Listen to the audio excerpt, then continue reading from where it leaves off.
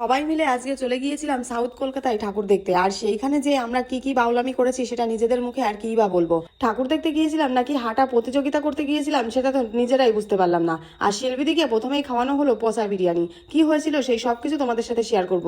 তাহলে চলো ভিডিওটা একদম প্রথম থেকে শুরু করা যাক। একটু অসুস্থতার কারণে বেশ কিছুদিন বাড়িতে ছিল না, আজকে বাড়ি আসবে, তাই দিদিও ফোন করে বললো যে আমিও আসছি, তুই তাড়াতাড়ি আয়। আর আমিও দিদির কথা মতো তাড়াতাড়ি কিন্তু চলে গিয়েছিলাম। যাওয়ার সময় দেখি রাস্তা দিয়ে কিন্তু ঠাকুর নিয়ে যাচ্ছে, আর ঘরের ভিতরে ঢুকে দেখি দিদি কিন্তু কাজ করছে। আর এইদিকে দেখো কত খাবার এনেছে আমাদের জন্য। কি করছো তুমি? এই যে রান্না করছি। আমার জেঠু জেঠিমা বাড়ি আসবে অনেকদিন বাদে, তাই দিদি সকাল সকাল এসে ঘরটর সব ঝাড় দিয়েছে। আর এখন দিদিকে আমি একটু সাহায্য করছি। রান্নাটা হয়ে গেলে আমি কিন্তু খেয়ে তাড়াতাড়ি বাড়ি চলে এসেছিলাম, কারণ আজকে ছিল আমাদের ঠাকুর দেখতে যাওয়ার কথা। তাও কিন্তু বাড়ি থেকে বেরাতে আমার অনেকটা লেট হয়ে গিয়েছিল। তারপরে তো ভাবছিলাম আজকে মনে হয় ট্রেনটা আর ধরতেই পারবো না, কিন্তু তাও শান্ত তাড়াতাড়ি গাড়ি চালিয়ে মাত্র 10 মিনিটে স্টেশনে পৌঁছে গিয়েছিল। আর আমরা আসার কিছুক্ষণ বাদে কিন্তু ট্রেনটাও চলে এসেছিল। আর ট্রেনে আমরা চাঁদপাড়া থেকে উঠে গিয়েছিলাম, পরের স্টেশন থেকেই কিন্তু বাদবাকি সবাই উঠে গিয়েছিল। আর এখন দেখো সবাই কি সুন্দর করে সেজে টেজে যাচ্ছে। আসার সময় এক একজনের যে কি হাল হবে সেটা তো তোমরা বুঝতেই পারছো, এক একজনকে চেনাই যাবে না। এইদিকে ট্রেনের ভিতরে যে খাবার উঠছে সেই খাবারই কিন্তু সবারই খাওয়া চাই। ঈশাদি এক প্যাকেট বাদাম খেতে যেয়ে সবাইকে কিন্তু খাওয়াতে বাধ্য হলো, কারণ একজন বাদাম খেতে চেয়েছে, সবাই বাদ বাকি ঈশাদির নাম করে বাদামগুলো কিনে নিয়েছে। আর একের পর এক খাবার আসছে, সবাই কিন্তু সেই খাবারগুলোর দিকে হামলাই পড়ছে। এইদিকে বর্ষাদি এত সময় কিন্তু চুপচাপ করে বসেছিল, কারণ ওর নাকি ভালো লাগছিল না। যেই দাদা এসেছে ও কিন্তু ডবল এনার্জি পেয়ে গেছে। আর ছেলেগুলো দেখো, এইদিকে রানাদা তো ঘুমিয়েই পড়েছে, ছেলেগুলোর মাথাগুলো সব এক জায়গায়। আমি তো ভাবছি ওরা কি না কি করছে, পরে দেখি না লুডো খেলছে। ওগুলো তাদের এনার্জি বাঁচিয়ে রাখছে, কারণ পরে আমাদের কিন্তু প্রচুর এনার্জি দরকার। তাই দেখো সবাই কিন্তু রিল্যাক্সে বসে আছে। এতটা পর যেতে যেতে কিন্তু ঘুমই পেয়ে গেল। আর এইখানে নামার আগেই কিন্তু আকাশ দাস শিল্পীদি আবার মারপিট শুরু করে দিয়েছে। আমরা সব কয়টা এক জায়গায় গেলে আমরা তো ভুলেই যাই যে আমরা পাবলিক প্লেসে আছি। সব কয়টা যা শুরু করি, আজকে কিন্তু আদিত্য দার সাথেও আমার মারপিট বেঁধে গেছে। শিয়ালদা স্টেশনে এসে আমি তো ভাবছিলাম পৃথিবীর অর্ধেক লোক মনে হয় এই স্টেশনে এসেই বসে আছে। আর পাখাটা দেখো কত বড়। সেখান থেকে ট্রেন ধরে আমরা কিন্তু সোজা চলে গিয়েছিলাম বালিগঞ্জে। আর বালিগঞ্জে যেয়ে সবারই প্রচন্ড খিদে পেয়ে গিয়েছিল, তাই চলে এসেছিলাম একটা রেস্টুরেন্টে। আর সেইখানে এসে যে এমনটা হবে আমরা কিন্তু কল্পনাও করিনি। সেখানে এক প্লেট বিরিয়ানির দাম নিয়েছিল 260 টাকা, কিন্তু খেতে এত জঘন্য যে কি বলবো। স্টেশনে যে 60 টাকার বিরিয়ানি গুলো হয় তাও মনে হয় এর ছাড়া শত গুণ ভালো হয়। কুকুরকে খেতে দিলেও মনে হয় কুকুর খাবে না। আর বিরিয়ানির ভিতরে যে মাংসগুলো ইউজ করেছিল সেটা পুরোপুরি কিন্তু পচা ছিল। কোথায় আসতে হবে? Indian coffee house. পচা বিরিয়ানির জন্য, পচা বিরিয়ানির জন্য বিখ্যাত। জঘন্যতম বিরিয়ানি, এত বাজে বিরিয়ানি ইন্ডিয়ান কফি হাউস। কিন্তু সেইখান থেকে আমরা বেরিয়ে চলে এসেছিলাম। এইদিকে শিল্পীদি তোর বমি হয়ে যাবে এমন করছিল। তারপরে আমরা একটা ঠাকুর দেখতে চলে এসেছিলাম। এইটাই কিন্তু ছিল 2025 সালের আমাদের প্রথম ঠাকুর। এইদিকে শান্তকে বলেছিলাম একটা ফটো তুলে দিতে, ও ভিডিও করছে না ফটো তুলছে ও নিজেই জানে। সেই পুজো মণ্ডপ থেকে বেরিয়ে চলে এসেছিলাম আরো অনেকগুলো ঠাকুর দেখতে যাওয়ার উদ্দেশ্যে। কিন্তু আজকে আমাদের কপালটা এত খারাপ ছিল, ফুচকা খাওয়ার জন্য যেখানে দাঁড়িয়েছিল সেখান থেকেও কিন্তু পুলিশ কাকুগুলো ফুচকার লোকদের ওইখান থেকে তুলে দিল, কারণ সেখানে নাকি অনেক ভিড় হয়ে যাচ্ছিল।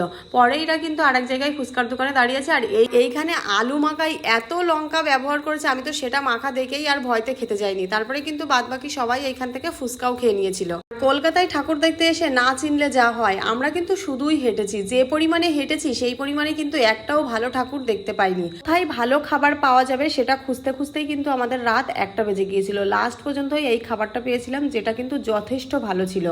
হাঁটতে হাঁটতে পুরো পায়ের নিচেই ফোসকা পড়ে গেছে। মনে হচ্ছে আর জীবনে কোনোদিনও ঠাকুর দেখতে কলকাতায় আসবো না।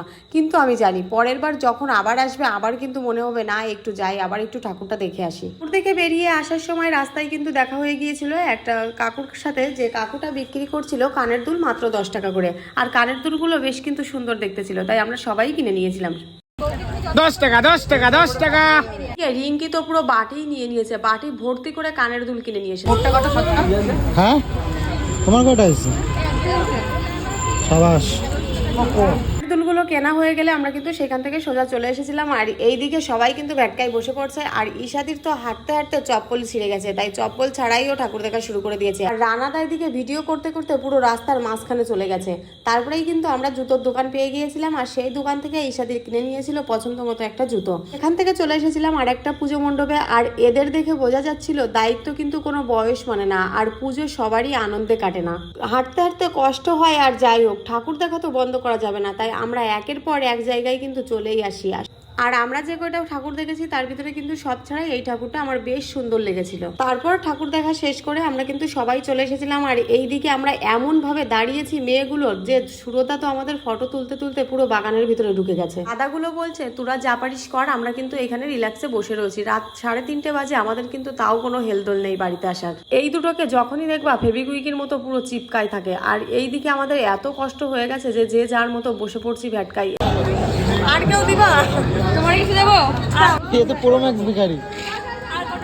আমাদের বসা দেখে দাদাগুলো কিন্তু সব 1 টাকা 2 টাকা যে যা পেরেছে টাকা হাতে দিয়ে গেছে। তারপরে কিন্তু আমরা সোজা চলে এসেছিলাম বাড়ির উদ্দেশ্যে। আর এইদিকে পিউদি হাঁটতে হাঁটতে কিন্তু সেই বাসের মধ্যে চলে যাচ্ছে। আর রিঙ্কি পায়ে পেয়েছিল খুব প্রচন্ড ব্যথা। এদিকে দৌড়াই দৌড়াই যাওবা স্টেশনে আসলাম, মাত্র 1 মিনিটের জন্যই কিন্তু ট্রেনটা ছেড়ে দিয়েছে। সামনের পর দেখছি ট্রেনটা চলে যাচ্ছে, কিন্তু কিছুই করার নেই। সেই 1 ঘন্টা পর ট্রেন। তারপরেই কিন্তু আমরা একটা কাগজ পেতে সবাই এইখানে বসে পড়েছিলাম। আর ট্রেনের মধ্যেই এসে দেখো এই কিন্তু কাগজ পেতেই ট্রেনের মধ্যে বসে পড়েছে। তারপরে এইদিকে অয়ন্দা হাবড়াতে নেমে গিয়েছিল, বাদ বাকিগুলো সবাই কিন্তু ঠাকুরনগর নেমে গিয়েছিল। আর ওই যে কাগজগুলো কিনা হয়েছিল সেইগুলো নিয়ে কিন্তু টানাটানি লাস্টে বেঁধে গিয়েছিল। তারপরেই কিন্তু বাদ বাকি সবাই ঠাকুরনগর নেমে গিয়েছিল টাটা জানিয়ে। আমরাও কিন্তু তারপরে চাঁদপাড়ায় নেমে বাড়ি চলে এসেছিলাম। আজকের ভিডিওটা এই পর্যন্তই, দেখা হচ্ছে নেক্সট ব্লগে। টাটা সবাইকে।